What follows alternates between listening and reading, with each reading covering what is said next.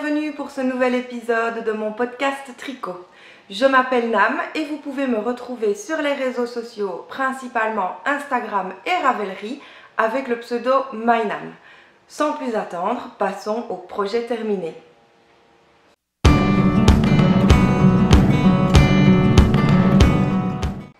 Le premier projet terminé, ce sont les Fine and Dandy Socks de Jessica Gore. C'est un modèle qui ne coûte pas très cher et dont les bénéfices sont reversés à une association. Pour le moment, c'est l'UNICEF. Je vous avais déjà présenté ce modèle dans l'épisode précédent puisque j'avais terminé la première chaussette. Et voici donc la paire.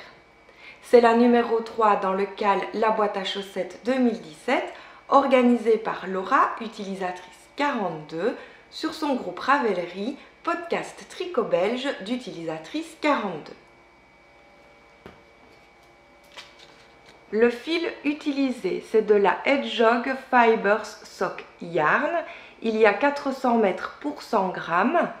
C'est du 90% mérino, 10% nylon, ce qui la rend vraiment très douce à tricoter et à porter. Et le coloris, c'est Dragonfly. J'ai utilisé 56 grammes pour la pointure 37. Comme d'habitude, le montage par la pointe avec un Judy's Magic Caston de 12 mailles. J'augmente jusqu'à 56 mailles en faisant des jetés que je tricote torse au rang suivant. Le motif sur le dessus du pied. Le talon, c'est toujours le Fish Lip Kiss Heel.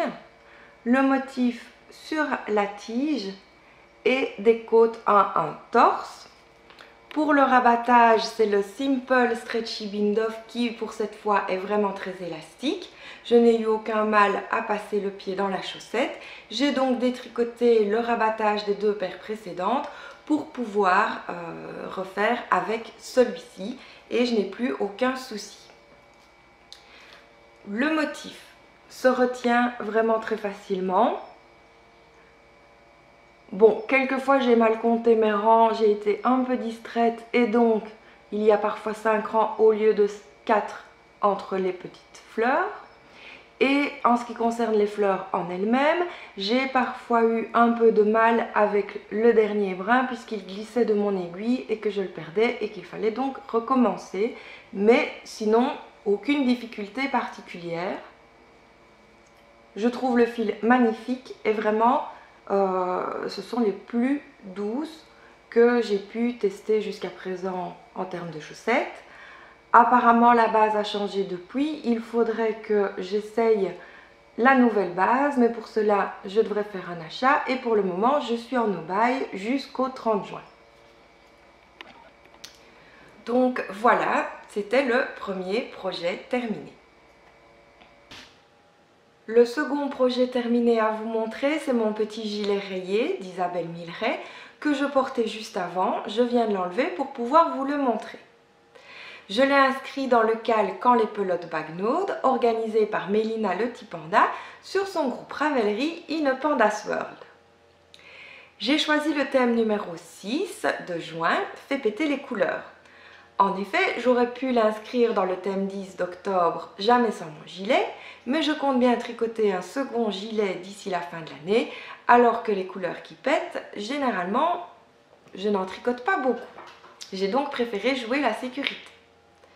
Alors, je vous le montre. Il est très souple et il n'a pas de bouton, donc c'est assez compliqué de vous le montrer en entier. Je vous mettrai une photo portée où vous le verrez donc en entier.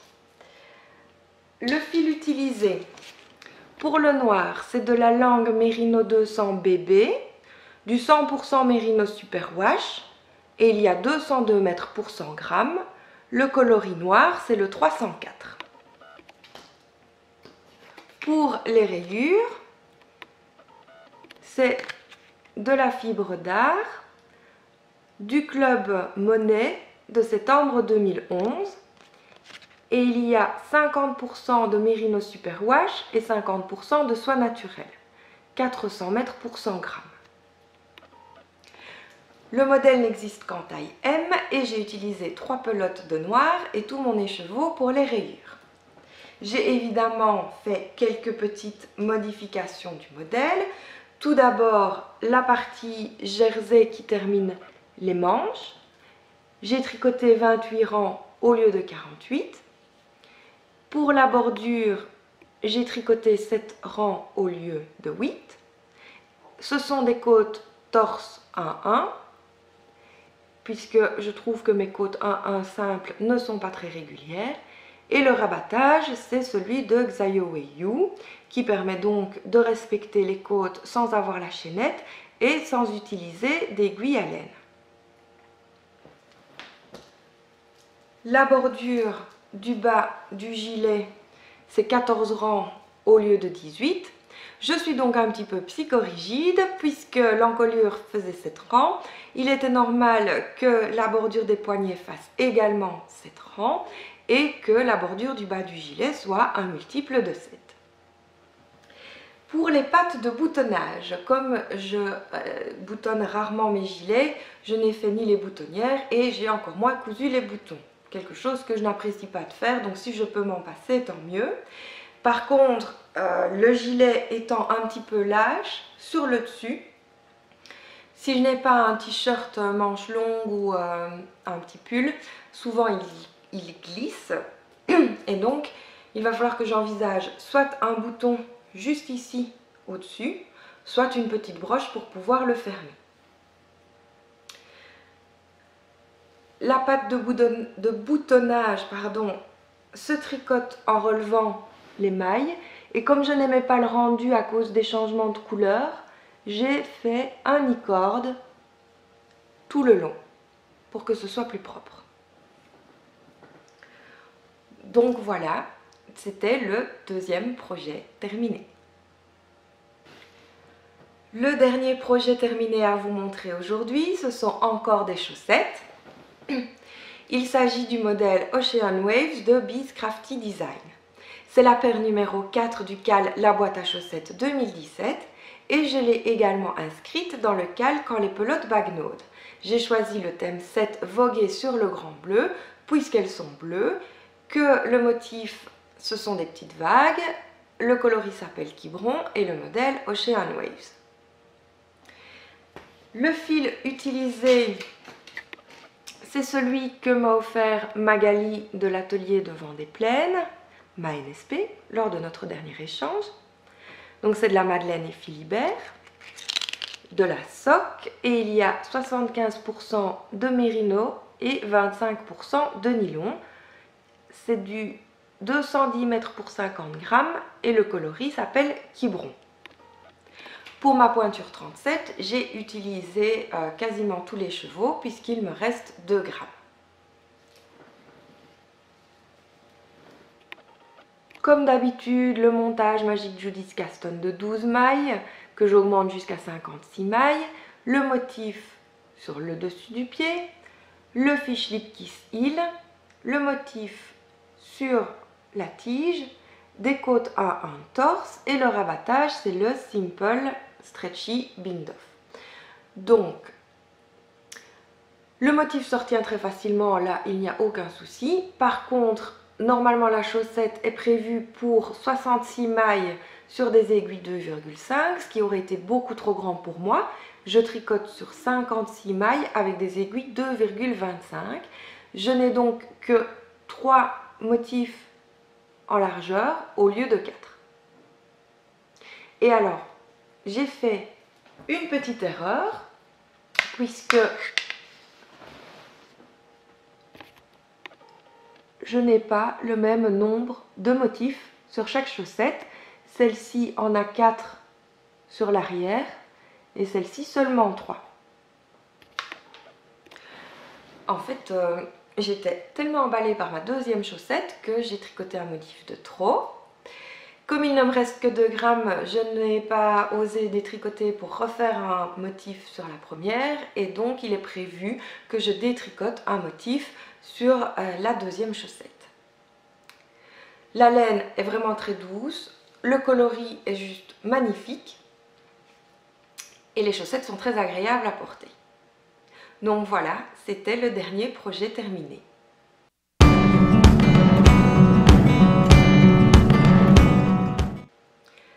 Dans les projets en cours, il y a évidemment le gilet de chéri qui n'avance pas et que je ne reprendrai certainement pas avant l'automne. Mais il y a également ma jupe qui n'a pas avancé du tout. Je l'ai laissée un petit peu de côté et j'ai monté 3 nouveaux projets. Le premier, c'est Dessine-moi un mouton de la maison Rilili. Je compte l'inscrire dans le cal quand les pelotes bagnaudes avec le thème bonus C, projet canicule, puisque je le tricote en bambou. Les fils utilisés. Pour la couleur principale, c'est Fonti bambou. 95 mètres pour 50 grammes en 100% bambou. Et le coloris, c'est le 459. Pour les rayures, de nouveau de la fibre d'art puisque j'essaye d'écouler mes écheveaux. C'est du 100% bambou, 225 mètres pour 100 grammes et c'était le Club Monet de juin 2012. Donc, j'ai terminé les augmentations du corps. Je suis vraiment très contente du résultat, même si tricoter le bambou, c'est quand même un petit peu dur. Il faut bien serrer le fil parce que sinon, c'est vraiment trop lâche. Et j'ai fait une petite erreur, puisque dans les rayures, ici, il y en a 6 au lieu de 5. Mais bon, ça ne se voit pas trop.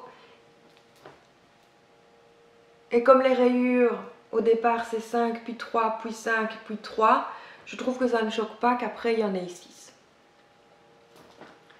Donc voilà, c'était le premier en cours, celui sur lequel je suis pratiquement tout le temps. C'est celui que j'ai vraiment envie de terminer et après je compte bien reprendre ma jupe. Le second projet en cours, c'est un projet qui me tenait à cœur depuis un moment, que j'ai dans mon stock depuis un moment, et c'est le Nered Shawl d'Amba O'Brien en collaboration avec la Féfile. Donc j'avais déjà vu le coloris Viva Unicorn qui me plaisait beaucoup, mais je n'avais pas eu l'occasion de l'acheter puisque je n'avais pas de projet particulier à associer. Et quand cette collaboration a été annoncée, je me suis dit, ben voilà l'occasion. Donc, le coloris principal, c'est Viva Unicorn, un gradient qui part du gris vers le gris clair et puis qui insère des tas de petites taches de couleur. J'ai vraiment hâte de voir le rendu. Donc Viva Unicorn, c'est du 75% Merino Superwash, 25% nylon et il y a 425 mètres pour 100 grammes. Pour séparer les sections, c'est Magdalena.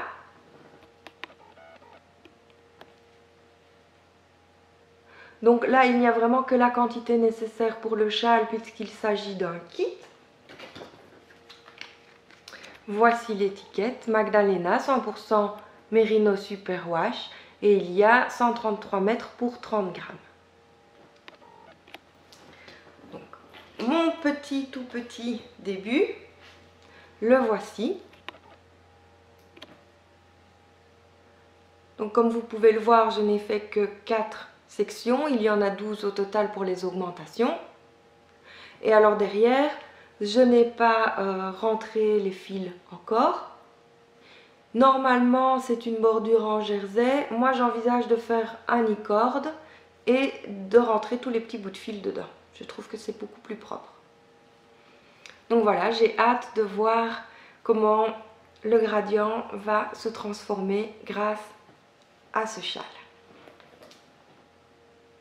Le dernier en cours, c'est bien entendu une chaussette. J'ai décidé de reprendre la Hula Hoops Merino Nylon Fingering que j'avais utilisée pour les chaussettes Yanira. Il y a 75% de Merino, 25% de nylon, 85 mètres pour 100 grammes et le coloris c'était écume. Donc voici mon tout petit début de chaussette. J'avais tricoté la pointe avant de partir rejoindre la famille de mon chéri au ski. Et comme vous pouvez le voir, elle n'a pas beaucoup avancé. Je n'ai pas tricoté dans la voiture et je n'ai pas non plus tricoté lors des soirées en famille comme je le prévoyais, puisque chaque fois que nous arrivions, c'était l'apéro et donc j'avais les mains occupées dans les bols de chips et puis ensuite nous passions à table. Comme j'ai remarqué qu'avec les Yanira, le motif ne se voyait absolument pas à cause de la couleur, j'ai décidé de faire une paire simple en jersey et normalement elle va pouvoir un petit peu augmenter puisque j'ai 2 jours de cours cette semaine, donc 2 jours de trajet en train. Voilà, c'est terminé pour les projets en cours. C'est également terminé pour cet épisode. J'espère qu'il vous a plu autant que les précédents et que vous serez nombreux à aimer, partager et commenter. N'hésitez pas à me contacter si vous avez des questions. Je rappelle que toutes les informations sont dans la barre sous la vidéo, mais également sur mes projets Ravelry. Merci de m'avoir suivi jusqu'ici et bon tricot!